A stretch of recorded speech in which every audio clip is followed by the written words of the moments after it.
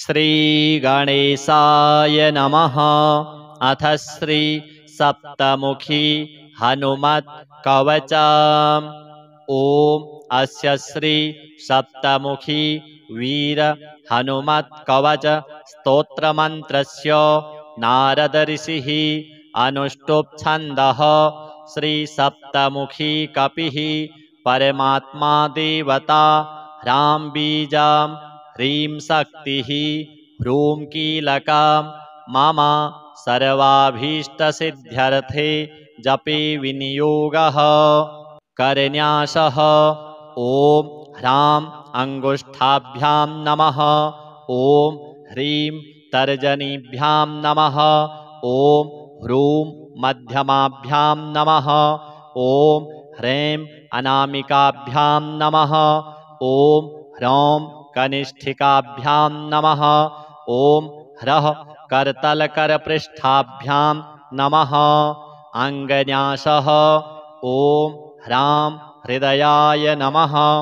ॐ ह्रीं शिरसे स्वाहा। ॐ ह्रूं शिखायै वषट्। ॐ ह्रीं कवचाय हुम्। ॐ ह्रौं नेत्रत्रयाय वषट्। ॐ ह्रः अस्त्राय फट्। अथ ध्यानम्। वन्दे वानरसिंहसर्परिपुवराः अश्वगोमानुषैर्युक्तं सप्तमुखैः करैर्द्रुमगिरिं चक्रं गदां खेटकं खट्वाङ्गं हलमङ्कुशं फणिसुधा कुम्भौ शराब्जाभयान् शूलं सप्तशिखं दधानममरैः सेव्यं कपिं कामदम्। ब्रह्मोवाच सप्तशीर्षणः प्रवक्ष्यामि कवचं सर्वसिद्धिदां जप्त्वा हनुमतो नित्यं सर्वपापैः प्रमुच्यते।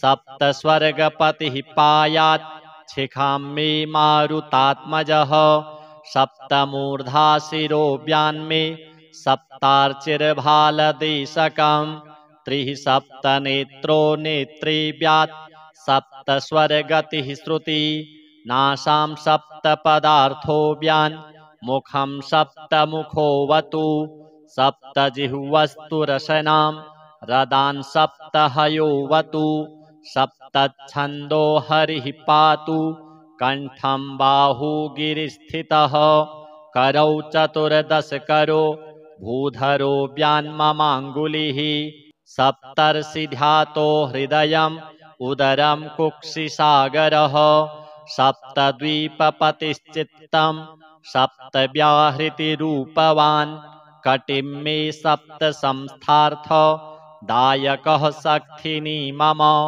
सप्तग्रहस्वरूपी मे जानुनी जङ्घयोस्तथा सप्तधान्यप्रियः पादौ सप्तपातालधारकः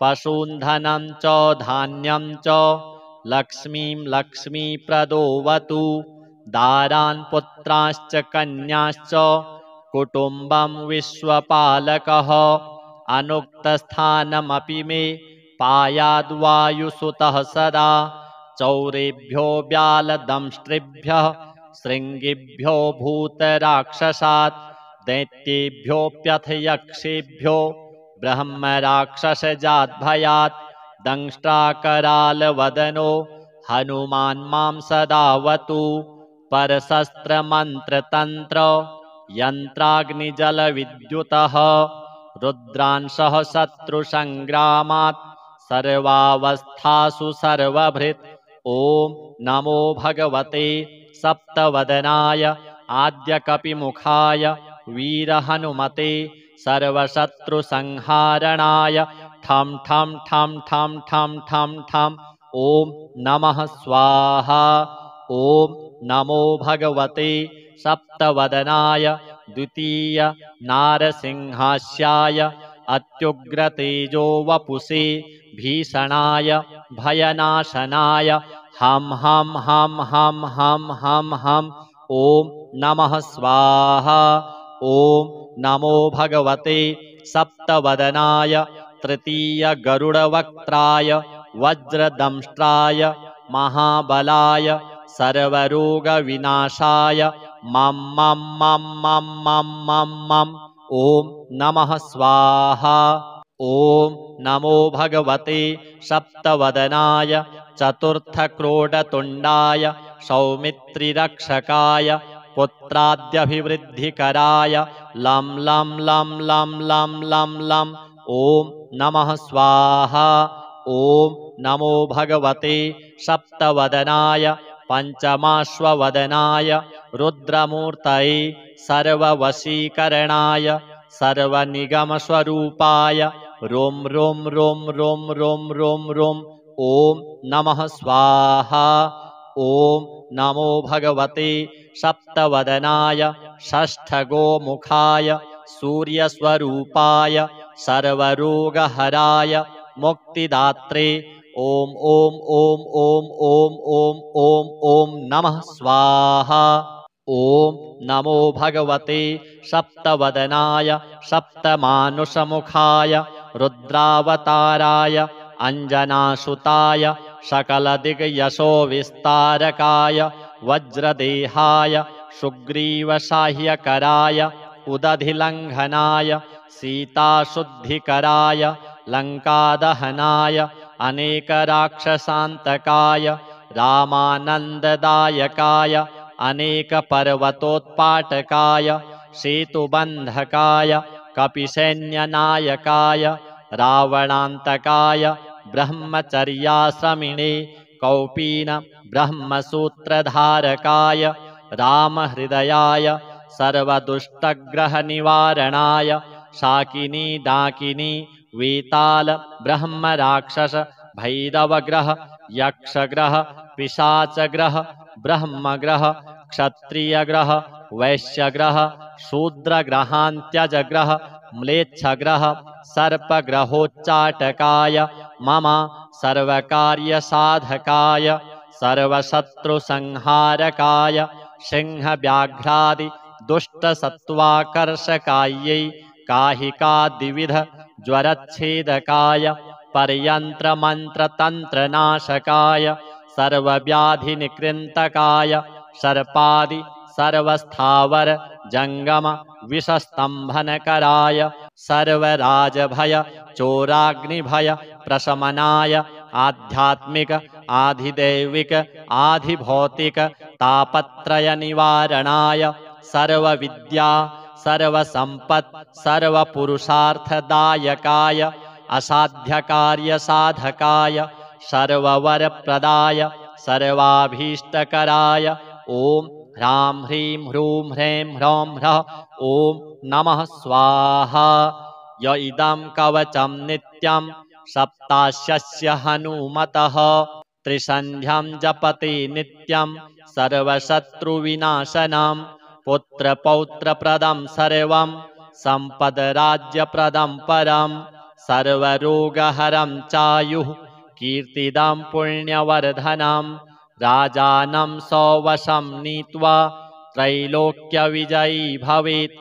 इदं हि परमं गोप्यं देयं भक्तियुताय च न देयं भक्तिहीनाय दत्त्वा स निरयं व्रजेत्। नामानि सर्वाण्यपवर्गदानि रूपाणि विश्वानि च यस्य सन्ति कर्माणि देवैरपि दुर्घटानि तं मारुतिं सप्तमुखं प्रपद्ये। श्री हनुमद्देवाय नमः। अथ श्री शनि मंगल स्तोत्र। मंदः कृष्णनिभस्तु पश्चिममुखः सौराष्ट्रकः काश्यपः स्वामी नक्रभकुम्भयोर्बुधसितौ मित्रेशमश्चाङ्गिराः स्थानं पश्चिमदिक्प्रजापतियमौ देवौ धनुष्यासनः षट्त्रिस्थः शुभकृच्छनीरविसुतः कुर्यात् सदा मङ्गलम्। प्रार्थना आवाहनं न जानामि विसर्जनं पूजां नैव हि जानामि क्षमस्व परमेश्वर। मन्त्रहीनं क्रियाहीनं भक्तिहीनं सुरेश्वर यत्पूजितं मया देव परिपूर्णं तदस्तु मे। कोळनीलाञ्जनप्रख्यं मन्दचेष्टाप्रसारिणं छायामार्तण्डसम्भूतं तं नमामि शनैश्चरम्। ॐ अनया पूजया शनैश्चरः प्रीयताम्। ॐ मन्दाय नमः। ॐ घटनाथाय नमः। ॐ शनैश्चराय नमः। ॐ शान्तिः। ॐ शान्तिः। ॐ शान्तिः। श्री हनुमत् शनिदेवार्पणमस्तु। अथ श्री सप्तमुखी हनुमत् कवचम्। ॐ अस्य श्री सप्तमुखी वीर हनुमत् कवच स्तोत्रमन्त्रस्य नारद ऋषिः अनुष्टुप् छन्दः। श्री सप्तमुखी कपिः परमात्मा देवता ह्रां बीजं ह्रीं शक्तिः ह्रूं कीलकं मम सर्वाभीष्टसिद्ध्यर्थे जपे विनियोगः करन्यासः। ॐ ह्रां अङ्गुष्ठाभ्यां नमः। ॐ ह्रीं तर्जनीभ्यां नमः। ॐ ह्रूं मध्यमाभ्यां नमः। ॐ ह्रीं अनामिकाभ्यां नमः। ॐ ह्रौं कनिष्ठिकाभ्यां नमः। ॐ ह्रः करतलकरपृष्ठाभ्यां नमः। अङ्गन्यासः। ॐ ह्रां हृदयाय नमः। ॐ ह्रीं शिरसे स्वाहा। ॐ ह्रूं शिखायै वषट्। ॐ ह्रीं कवचाय हुं। ॐ ह्रौं नेत्रत्रयाय वषट्। ॐ ह्रः अस्त्राय फट्। अथ ध्यानम्। वन्दे वानरसिंहसर्परिपुवराः अश्वगोमानुषैर्युक्तं सप्तमुखैः करैर्द्रुमगिरिं चक्रं गदां खेटकं खट्वाङ्गं हलमङ्कुशं फणिसुधा कुम्भौ शराब्जाभयान् शूलं सप्तशिखं दधानममरैः सेव्यं कपिं कामदम्। ब्रह्मोवाच सप्तशीर्षणः प्रवक्ष्यामि कवचं सर्वसिद्धिदं जप्त्वा हनुमतो नित्यं सर्वपापैः प्रमुच्यते।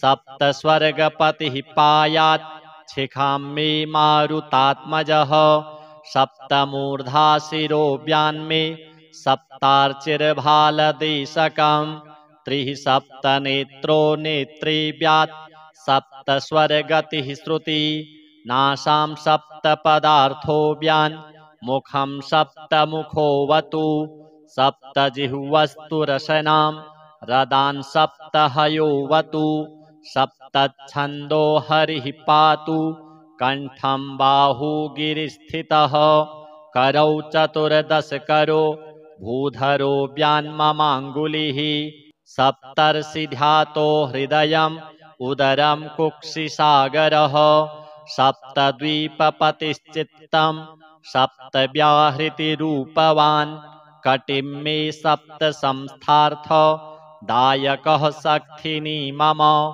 सप्तग्रहस्वरूपी मे जानुनी जङ्घयोस्तथा सप्तधान्यप्रियः पादौ सप्तपातालधारकः पशून्धनं च धान्यं च लक्ष्मीं लक्ष्मीप्रदोऽवतु दारान् पुत्राश्च कन्याश्च कुटुम्बं विश्वपालकः अनुक्तस्थानमपि मे पायाद्वायुसुतः सदा चौरेभ्यो व्यालदंष्ट्रिभ्यः शृङ्गिभ्यो भूतराक्षसात् दैत्येभ्योऽप्यथ यक्षेभ्यो ब्रह्मराक्षसजाद्भयात् दंष्ट्राकरालवदनो हनुमान् मां सदावतु परशस्त्रमन्त्रतन्त्र यन्त्राग्निजलविद्युतः रुद्रांशः शत्रुसङ्ग्रामात् सर्वावस्थासु सर्वभृत् ॐ नमो भगवते सप्तवदनाय आद्यकपिमुखाय वीरहनुमते सर्वशत्रुसंहारणाय ठं ठं ठं ठं ठं ठं ठं ॐ नमः स्वाहा। ॐ नमो भगवते सप्तवदनाय द्वितीय नारसिंहास्याय अत्युग्रतेजो वपुषे भीषणाय भयनाशनाय हं हं हं हं हं हं हं ॐ नमः स्वाहा। ॐ नमो भगवते सप्तवदनाय तृतीय गरुडवक्त्राय वज्रदंष्ट्राय महाबलाय सर्वरोगविनाशाय मं मं मं मं मं मं मं ॐ नमः स्वाहा। ॐ नमो भगवते सप्तवदनाय चतुर्थक्रोडतुण्डाय सौमित्रिरक्षकाय पुत्राद्यभिवृद्धिकराय लं लं लं लं लं लं लं ॐ नमः स्वाहा। ॐ नमो भगवते सप्तवदनाय पञ्चमाश्ववदनाय रुद्रमूर्तये सर्ववशीकरणाय सर्वनिगमस्वरूपाय रों रों रों रों रों रों रों ॐ नमः स्वाहा। ॐ नमो भगवते सप्तवदनाय षष्ठगोमुखाय सूर्यस्वरूपाय सर्वरोगहराय मुक्तिदात्रे ॐ ॐ ॐ ॐ ॐ ॐ ॐ ॐ नमः स्वाहा। ॐ नमो भगवते सप्तवदनाय सप्तमानुषमुखाय रुद्रावताराय अञ्जनासुताय सकलदिग्यशोविस्तारकाय वज्रदेहाय सुग्रीवसाह्यकराय उदधिलङ्घनाय सीताशुद्धिकराय लङ्कादहनाय अनेकराक्षसान्तकाय रामानन्ददायकाय अनेकपर्वतोत्पाटकाय सेतुबन्धकाय कपिसैन्यनायकाय रावणान्तकाय ब्रह्मचर्याश्रमिणे कौपीन ब्रह्मसूत्रधारकाय रामहृदयाय सर्वदुष्टग्रहनिवारणाय शाकिनी डाकिनी वेताल ब्रह्मराक्षस भैरवग्रह यक्षग्रह पिशाचग्रह ब्रह्मग्रह क्षत्रियग्रह वैश्यग्रह शूद्रग्रहान्त्यजग्रह म्लेच्छग्रह सर्पग्रहोच्चाटकाय मम सर्वकार्यसाधकाय सर्वशत्रुसंहारकाय सिंहव्याघ्रादि दुष्टसत्त्वाकर्षकायै काहिकादिविध ज्वरच्छेदकाय पर्यन्त्रमन्त्रतन्त्रनाशकाय सर्वव्याधिनिकृन्तकाय सर्पादि सर्वस्थावर जंगम विषस्तंभनकराय सर्वराजभय चोराग्निभय प्रशमनाय आध्यात्मिक आधिदैविक आधिभौतिक तापत्रय निवारणाय सर्वविद्या सर्वसंपत् सर्वपुरुषार्थदायकाय असाध्यकार्यसाधकाय सर्ववरप्रदाय सर्वाभीष्टकराय ॐ ह्रां ह्रीं ह्रूं ह्रैं ह्रौं ह्रः ॐ नमः स्वाहा।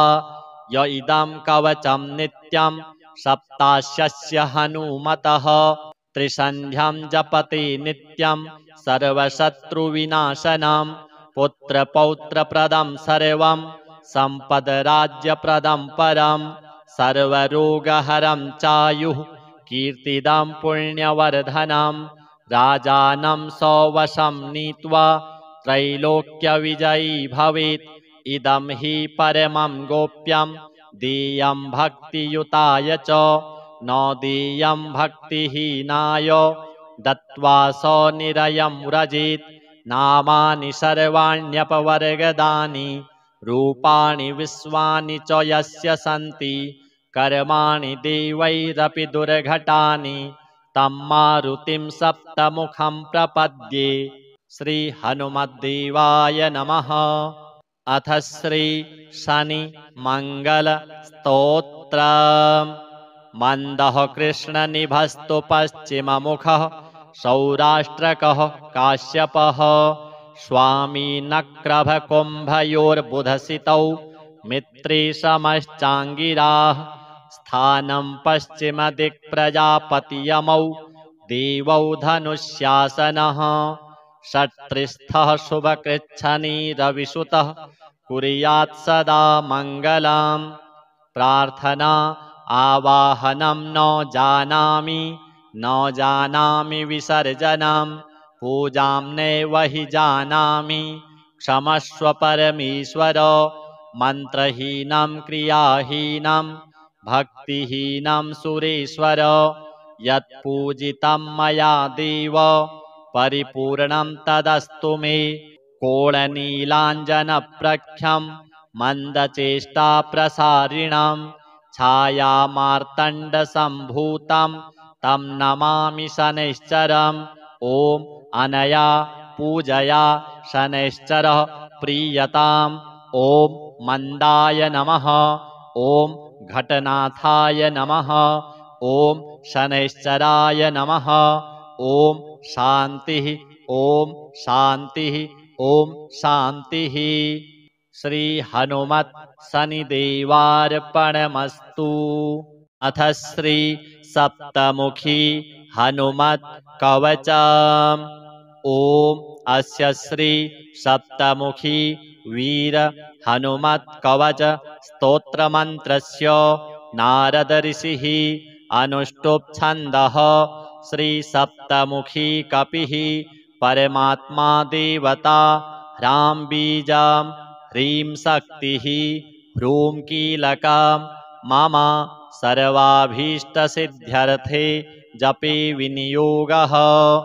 करन्यासः ॐ ह्रां अङ्गुष्ठाभ्यां नमः ॐ ह्रीं तर्जनीभ्यां नमः ॐ ह्रूं मध्यमाभ्यां नमः ॐ ह्रीं अनामिकाभ्यां नमः ॐ ह्रौं कनिष्ठिकाभ्यां नमः ॐ ह्रः करतलकरपृष्ठाभ्यां नमः।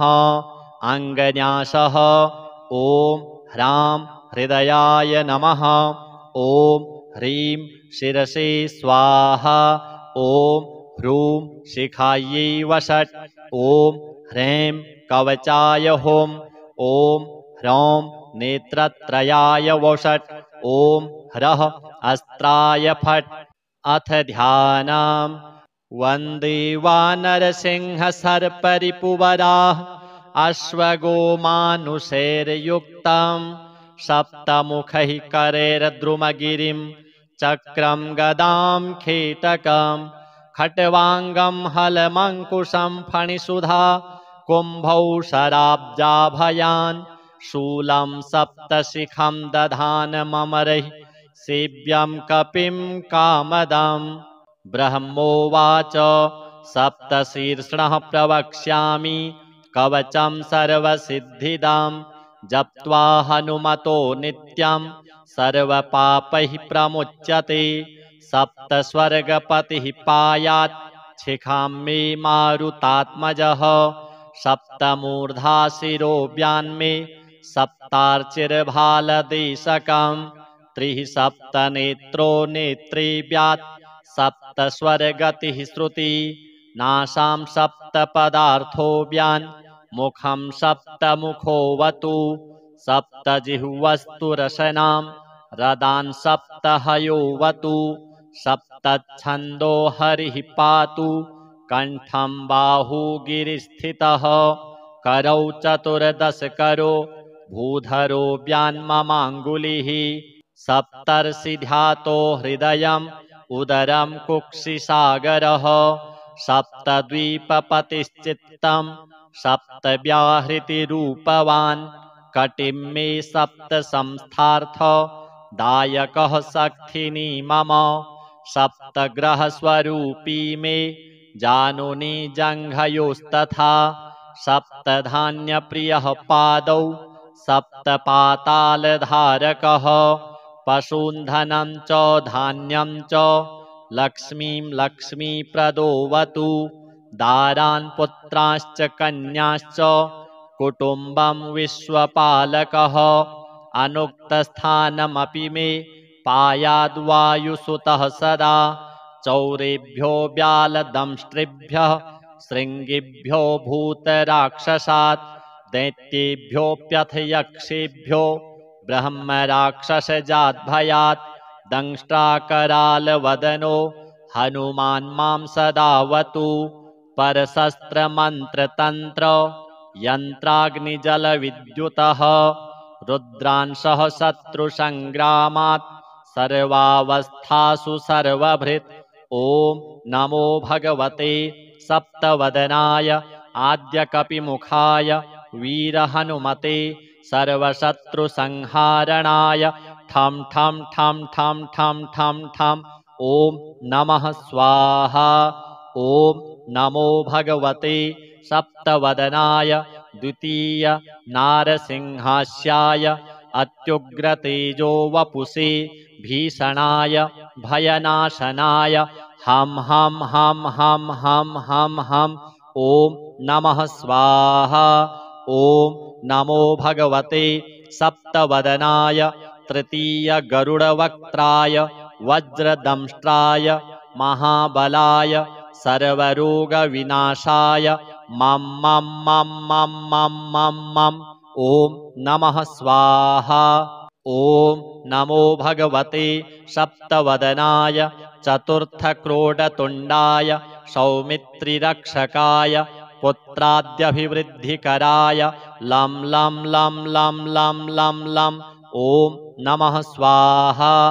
ॐ नमो भगवते सप्तवदनाय पञ्चमाश्ववदनाय रुद्रमूर्तये सर्ववशीकरणाय सर्वनिगमस्वरूपाय रों रों रों रों रों रों रों ॐ नमः स्वाहा ॐ नमो भगवते सप्तवदनाय षष्ठगोमुखाय सूर्यस्वरूपाय सर्वरोगहराय मुक्तिदात्रे ॐ ॐ ॐ ॐ ॐ ॐ ॐ ॐ नमः स्वाहा ॐ नमो भगवते सप्तवदनाय सप्तमानुषमुखाय रुद्रावताराय अञ्जनासुताय सकलदिग्यशोविस्तारकाय वज्रदेहाय सुग्रीवसाह्यकराय उदधिलङ्घनाय सीताशुद्धिकराय लङ्कादहनाय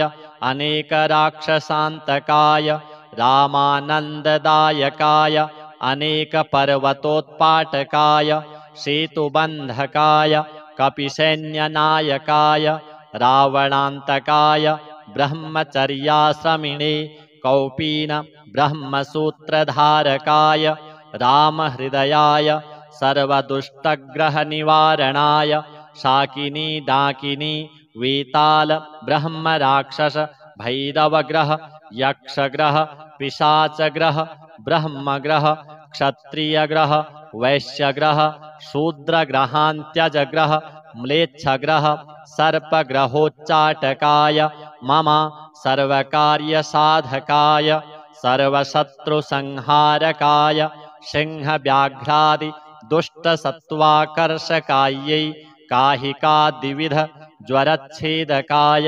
पर्यन्त्रमन्त्रतन्त्रनाशकाय सर्वव्याधिनिकृन्तकाय सर्पादि सर्वस्थावर जंगम विषस्तंभनकराय सर्वराजभय चोराग्निभय प्रशमनाय आध्यात्मिक आधिदैविक आधिभौतिक तापत्रय निवारणाय सर्वविद्या सर्वसंपत् सर्वपुरुषार्थदायकाय असाध्यकार्यसाधकाय सर्ववरप्रदाय सर्वाभीष्टकराय ॐ ह्रां ह्रीं ह्रूं ह्रैं ह्रौं ह्रः ॐ नमः स्वाहा य इदं कवचं नित्यं सप्तास्यस्य हनुमतः त्रिसन्ध्यं जपति नित्यं सर्वशत्रुविनाशनं पुत्रपौत्रप्रदं सर्वं सम्पद्राज्यप्रदं परं सर्वरोगहरं चायुः कीर्तिदं पुण्यवर्धनं राजानं सौवशं नीत्वा त्रैलोक्यविजयी भवेत् इदं हि परमं गोप्यं देयं भक्तियुताय च नोदीयं भक्तिहीनाय दत्त्वा स निरयं व्रजेत् नामानि सर्वाण्यपवर्गदानि रूपाणि विश्वानि च यस्य सन्ति कर्माणि देवैरपि दुर्घटानि तं मारुतिं सप्तमुखं प्रपद्ये। श्री हनुमद्देवाय नमः। अथ श्री शनि मंगल स्तोत्रम्। मंदः कृष्णनिभस्तु पश्चिममुखः सौराष्ट्रकः काश्यपः स्वामी नक्रभकुम्भयोर्बुधसितौ मित्रेशमश्चाङ्गिराः स्थानं पश्चिमदिक्प्रजापतियमौ देवौ धनुष्यासनः षट्त्रिस्थः शुभकृच्छनिरविसुतः कुर्यात् सदा मङ्गलम्। प्रार्थना आवाहनं न जानामि विसर्जनं पूजां नैव हि जानामि क्षमस्व परमेश्वर। मन्त्रहीनं क्रियाहीनं भक्तिहीनं सुरेश्वर यत्पूजितं मया देव परिपूर्णं तदस्तु मे। कोलनीलाञ्जनप्रख्यं मन्दचेष्टाप्रसारिणं छायामार्तण्डसम्भूतं तं नमामि शनैश्चरम्। ॐ अनया पूजया शनैश्चरः प्रीयताम्। ॐ मन्दाय नमः। ॐ घटनाथाय नमः। ॐ शनैश्चराय नमः। ॐ शान्तिः ॐ शान्तिः ॐ शान्तिः। श्री हनुमत् शनिदेवार्पणमस्तु। अथ श्री सप्तमुखी हनुमत् कवचम्। ॐ अस्य श्री सप्तमुखी वीर हनुमत् कवच स्तोत्रमन्त्रस्य नारद ऋषिः अनुष्टुप् छन्दः। श्री सप्तमुखी कपिः परमात्मा देवता ह्रां बीजं ह्रीं शक्तिः ह्रूं कीलकं मम सर्वाभीष्टसिद्ध्यर्थे जपे विनियोगः। करन्यासः ॐ ह्रां अङ्गुष्ठाभ्यां नमः। ॐ ह्रीं तर्जनीभ्यां नमः। ॐ ह्रूं मध्यमाभ्यां नमः। ॐ ह्रीं अनामिकाभ्यां नमः। ॐ ह्रौं कनिष्ठिकाभ्यां नमः। ॐ ह्रः करतलकरपृष्ठाभ्यां नमः। अङ्गन्यासः ॐ ह्रां हृदयाय नमः। ॐ ह्रीं शिरसे स्वाहा। ॐ ह्रूं शिखायै वषट्। ॐ ह्रीं कवचाय हुम्। ॐ ह्रौं नेत्रत्रयाय वषट्। ॐ ह्रः अस्त्राय फट्। अथ ध्यानम्। वन्दे वानरसिंहसर्परिपुवराः अश्वगोमानुषैर्युक्तं सप्तमुखैः करैर्द्रुमगिरिं चक्रं गदां खेटकं खट्वाङ्गं हलमङ्कुशं फणिसुधा कुम्भौ शराब्जाभयान् शूलं सप्तशिखं दधानममरैः सेव्यं कपिं कामदम्।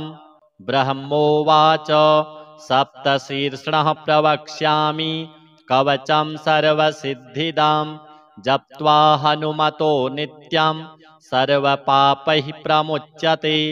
सप्तस्वर्गपतिः पायात् शिखां मे मारुतात्मजः सप्तमूर्धा शिरो व्यान्मे सप्तार्चिर्भालदेशकं त्रिः सप्तनेत्रो नेत्रे व्यात् सप्तस्वर्गतिः श्रुति नासां सप्तपदार्थो व्यान् मुखं सप्तमुखोऽवतु सप्तजिह्वस्तु रसनां रदान् सप्तहयोऽवतु सप्तच्छन्दो हरिः पातु कण्ठं बाहुगिरिस्थितः करौ चतुर्दशकरो भूधरो व्यान्ममाङ्गुलिः सप्तर्षिध्यातो हृदयम् उदरं कुक्षिसागरः सप्तद्वीपपतिश्चित्तं सप्तव्याहृतिरूपवान् कटिं मे सप्तसंस्थार्थ दायकः सखिनी मम सप्तग्रहस्वरूपी मे जानुनी जङ्घयोस्तथा सप्तधान्यप्रियः पादौ सप्तपातालधारकः पशून्धनं च धान्यं च लक्ष्मीं लक्ष्मीप्रदोऽवतु दारान् पुत्राश्च कन्याश्च कुटुम्बं विश्वपालकः अनुक्तस्थानमपि मे पायाद्वायुसुतः सदा चौरेभ्यो व्यालदंष्ट्रिभ्यः शृङ्गिभ्यो भूतराक्षसात् दैत्येभ्योऽप्यथ यक्षेभ्यो ब्रह्मराक्षसजाद्भयात् दंष्ट्राकरालवदनो हनुमान् मां सदावतु परशस्त्रमन्त्रतन्त्र यन्त्राग्निजलविद्युतः रुद्रांशः शत्रुसङ्ग्रामात् सर्वावस्थासु सर्वभृत् ॐ नमो भगवते सप्तवदनाय आद्यकपिमुखाय वीरहनुमते सर्वशत्रुसंहारणाय ठं ठं ठं ठं ठं ठं ठं ॐ नमः स्वाहा ॐ नमो भगवते सप्तवदनाय द्वितीय नारसिंहास्याय अत्युग्रतेजो वपुषे भीषणाय भयनाशनाय हं हं हं हं हं हं हं ॐ नमः स्वाहा ॐ नमो भगवते सप्तवदनाय तृतीय गरुडवक्त्राय वज्रदंष्ट्राय महाबलाय सर्वरोगविनाशाय मं मं मं मं मं मं मं ॐ नमः स्वाहा ॐ नमो भगवते सप्तवदनाय चतुर्थक्रोडतुण्डाय सौमित्रिरक्षकाय पुत्राद्यभिवृद्धिकराय लं लं लं लं लं लं लं ॐ नमः स्वाहा ॐ नमो भगवते सप्तवदनाय पञ्चमाश्ववदनाय रुद्रमूर्तये सर्ववशीकरणाय सर्वनिगमस्वरूपाय रों रों रों रों रों रों रों ॐ नमः स्वाहा ॐ नमो भगवते सप्तवदनाय षष्ठगोमुखाय सूर्यस्वरूपाय सर्वरोगहराय मुक्तिदात्रे ॐ ॐ ॐ ॐ ॐ ॐ ॐ ॐ नमः स्वाहा ॐ नमो भगवते सप्तवदनाय सप्तमानुषमुखाय रुद्रावताराय अञ्जनासुताय सकलदिग्यशोविस्तारकाय वज्रदेहाय सुग्रीवसाह्यकराय उदधिलङ्घनाय सीताशुद्धिकराय लङ्कादहनाय अनेकराक्षसान्तकाय रामानन्ददायकाय अनेकपर्वतोत्पाटकाय सेतुबन्धकाय कपिसैन्यनायकाय रावणान्तकाय ब्रह्मचर्याश्रमिणे कौपीन ब्रह्मसूत्रधारकाय रामहृदयाय सर्वदुष्टग्रहनिवारणाय शाकिनी डाकिनी वेताल ब्रह्मराक्षस भैरवग्रह यक्षग्रह पिशाचग्रह ब्रह्मग्रह क्षत्रियग्रह वैश्यग्रह शूद्रग्रहान्त्यजग्रह म्लेच्छग्रह सर्पग्रहोच्चाटकाय मम सर्वकार्यसाधकाय सर्वशत्रुसंहारकाय सिंहव्याघ्रादि दुष्टसत्त्वाकर्षकायै काहिकादिविध ज्वरच्छेदकाय पर्यन्त्रमन्त्रतन्त्रनाशकाय सर्वव्याधिनिकृन्तकाय सर्पादि सर्वस्थावर जंगम विषस्तंभनकराय सर्वराजभय चोराग्निभय प्रशमनाय आध्यात्मिक आधिदैविक आधिभौतिक तापत्रय निवारणाय सर्वविद्या सर्वसंपत् सर्वपुरुषार्थदायकाय असाध्यकार्यसाधकाय सर्ववरप्रदाय सर्वाभीष्टकराय ॐ ह्रां ह्रीं ह्रूं ह्रैं ह्रौं ह्रः ॐ नमः स्वाहा। य इदं कवचं नित्यं सप्तास्यस्य हनुमतः त्रिसन्ध्यं जपति नित्यं सर्वशत्रुविनाशनं पुत्रपौत्रप्रदं सर्वं सम्पद्राज्यप्रदं परं सर्वरोगहरं चायुः कीर्तिदं पुण्यवर्धनं राजानं सौवशं नीत्वा त्रैलोक्यविजयी भवेत्। इदं हि परमं गोप्यं देयं भक्तियुताय च न देयं भक्तिहीनाय दत्त्वा स निरयं व्रजेत्। नामानि सर्वाण्यपवर्गदानि रूपाणि विश्वानि च यस्य सन्ति कर्माणि देवैरपि दुर्घटानि तं मारुतिं सप्तमुखं प्रपद्ये। श्री हनुमद्देवाय नमः। अथ श्री शनि मंगल स्तोत्र। मंदः कृष्णनिभस्तु पश्चिममुखः सौराष्ट्रकः काश्यपः स्वामी नक्रभकुम्भयोर्बुधसितौ मित्रेशमश्चाङ्गिराः स्थानं पश्चिमदिक्प्रजापतियमौ देवौ धनुष्यासनः षट्त्रिस्थः शुभकृच्छनिरविसुतः कुर्यात् सदा मङ्गलम्। प्रार्थना आवाहनं न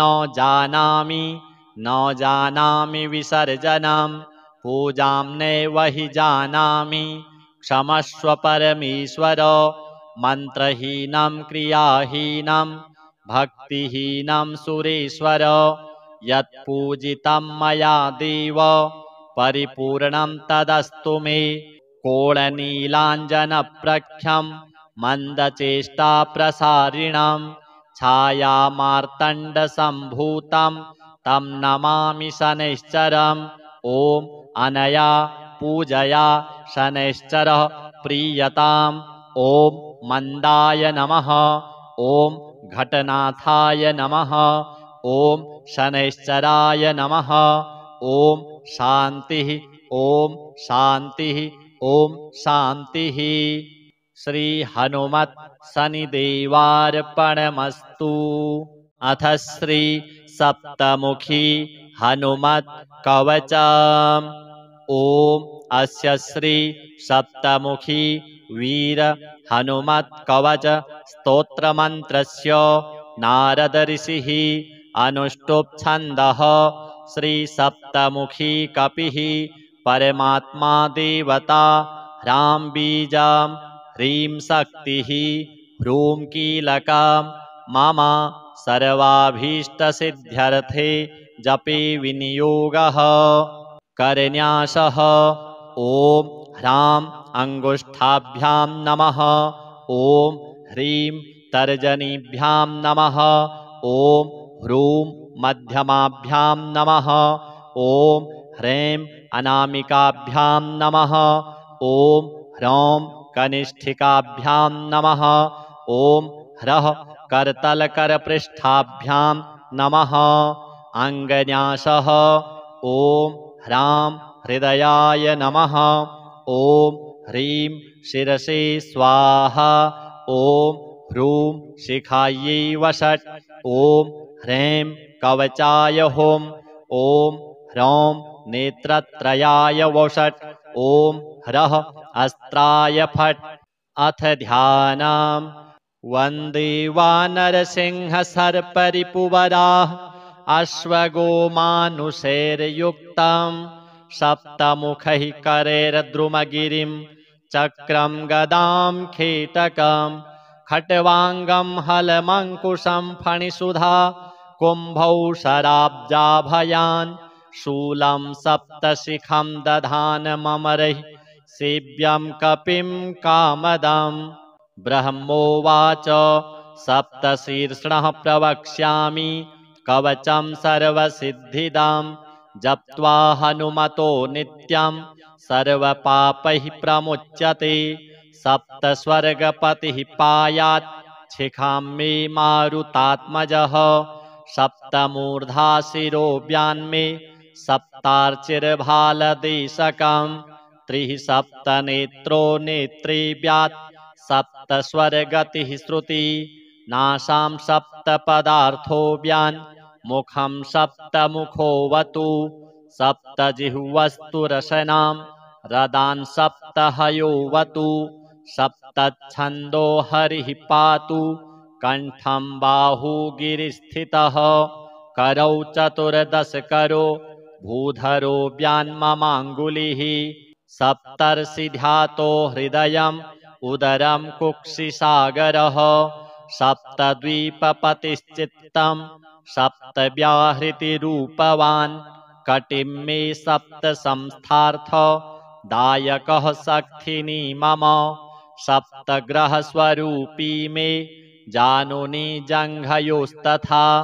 सप्तधान्यप्रियः पादौ सप्तपातालधारकः पशून् धनं च धान्यं च लक्ष्मीं लक्ष्मीप्रदोऽवतु दारान् पुत्राश्च कन्याश्च कुटुम्बं विश्वपालकः अनुक्तस्थानमपि मे पायाद्वायुसुतः सदा चौरेभ्यो व्यालदंष्ट्रिभ्यः शृङ्गिभ्यो भूतराक्षसात् दैत्येभ्योऽप्यथ यक्षेभ्यो ब्रह्मराक्षसजाद्भयात् दंष्ट्राकरालवदनो हनुमान् मां सदावतु परशस्त्रमन्त्रतन्त्र यन्त्राग्निजलविद्युतः रुद्रांशः शत्रुसङ्ग्रामात् सर्वावस्थासु सर्वभृत् ॐ नमो भगवते सप्तवदनाय आद्यकपिमुखाय वीरहनुमते सर्वशत्रुसंहारणाय ठं ठं ठं ठं ठं ठं ठं ॐ नमः स्वाहा ॐ नमो भगवते सप्तवदनाय द्वितीय नारसिंहास्याय अत्युग्रतेजो वपुषे भीषणाय भयनाशनाय हं हं हं हं हं हं हं ॐ नमः स्वाहा ॐ नमो भगवते सप्तवदनाय तृतीय गरुडवक्त्राय वज्रदंष्ट्राय महाबलाय सर्वरोगविनाशाय मं मं मं मं मं मं मं ॐ नमः स्वाहा ॐ नमो भगवते सप्तवदनाय चतुर्थक्रोडतुण्डाय सौमित्रिरक्षकाय पुत्राद्यभिवृद्धिकराय लं लं लं लं लं लं लं ॐ नमः स्वाहा ॐ नमो भगवते सप्तवदनाय पञ्चमाश्ववदनाय रुद्रमूर्तये सर्ववशीकरणाय सर्वनिगमस्वरूपाय रों रों रों रों रों रों रों ॐ नमः स्वाहा ॐ नमो भगवते सप्तवदनाय षष्ठगोमुखाय सूर्यस्वरूपाय सर्वरोगहराय मुक्तिदात्रे ॐ ॐ ॐ ॐ ॐ ॐ ॐ ॐ नमः स्वाहा ॐ नमो भगवते सप्तवदनाय सप्तमानुषमुखाय रुद्रावताराय अञ्जनासुताय सकलदिग्यशोविस्तारकाय वज्रदेहाय सुग्रीवसाह्यकराय उदधिलङ्घनाय सीताशुद्धिकराय लङ्कादहनाय अनेकराक्षसान्तकाय रामानन्ददायकाय अनेकपर्वतोत्पाटकाय सेतुबन्धकाय कपिसैन्यनायकाय रावणान्तकाय ब्रह्मचर्याश्रमिणे कौपीन ब्रह्मसूत्रधारकाय रामहृदयाय सर्वदुष्टग्रहनिवारणाय शाकिनी डाकिनी वेताल ब्रह्मराक्षस भैरवग्रह यक्षग्रह पिशाचग्रह ब्रह्मग्रह क्षत्रियग्रह वैश्यग्रह शूद्रग्रहान्त्यजग्रह म्लेच्छग्रह सर्पग्रहोच्चाटकाय मम सर्वकार्यसाधकाय सर्वशत्रुसंहारकाय सिंहव्याघ्रादि दुष्टसत्त्वाकर्षकायै काहिकादिविध ज्वरच्छेदकाय परयन्त्रमन्त्रतन्त्रनाशकाय सर्वव्याधिनिकृन्तकाय सर्पादि सर्वस्थावर जंगम विषस्तंभनकराय सर्वराजभय चोराग्निभय प्रशमनाय आध्यात्मिक आधिदैविक आधिभौतिक तापत्रय निवारणाय सर्वविद्या सर्वसंपत् सर्वपुरुषार्थदायकाय असाध्यकार्यसाधकाय सर्ववरप्रदाय सर्वाभीष्टकराय ओम ह्रां ह्रीं ह्रूं ह्रैं ह्रौं ह्रः ओम नमः स्वाहा। य इदं कवचं नित्यं सप्तास्यस्य हनुमतः त्रिसन्ध्यं जपति नित्यं सर्वशत्रुविनाशनं पुत्रपौत्रप्रदं सर्वं सम्पद्राज्यप्रदं परं सर्वरोगहरं चायुः कीर्तिदं पुण्यवर्धनं राजानं सौवशं नीत्वा त्रैलोक्यविजयी भवेत्। इदं हि परमं गोप्यं देयं भक्तियुताय च न देयं भक्तिहीनाय दत्त्वा स निरयं व्रजेत्। नामानि सर्वाण्यपवर्गदानि रूपाणि विश्वानि च यस्य सन्ति कर्माणि देवैरपि दुर्घटानि तं मारुतिं सप्तमुखं प्रपद्ये। श्री हनुमद्देवाय नमः। अथ श्री शनि मंगल स्तोत्रम्। मंदः कृष्णनिभस्तु पश्चिममुखः सौराष्ट्रकः काश्यपः स्वामी नक्रभकुम्भयोर्बुधसितौ मित्रेशमश्चाङ्गिराः स्थानं पश्चिमदिक्प्रजापतियमौ देवौ धनुष्यासनः षट्त्रिस्थः शुभकृच्छनी कुर्यात् सदा मङ्गलम्। प्रार्थना आवाहनं न जानामि विसर्जनं पूजां नैव हि जानामि क्षमस्व परमेश्वर। मन्त्रहीनं क्रियाहीनं भक्तिहीनं सुरेश्वर यत्पूजितं मया देव परिपूर्णं तदस्तु मे। कोळनीलाञ्जनप्रख्यं मन्दचेष्टाप्रसारिणं छायामार्तण्डसम्भूतं तं नमामि शनैश्चरम्। ॐ अनया पूजया शनैश्चरः प्रीयताम्। ॐ मन्दाय नमः। ॐ घटनाथाय नमः। ॐ शनैश्चराय नमः। ॐ शान्तिः ॐ शान्तिः ॐ शान्तिः।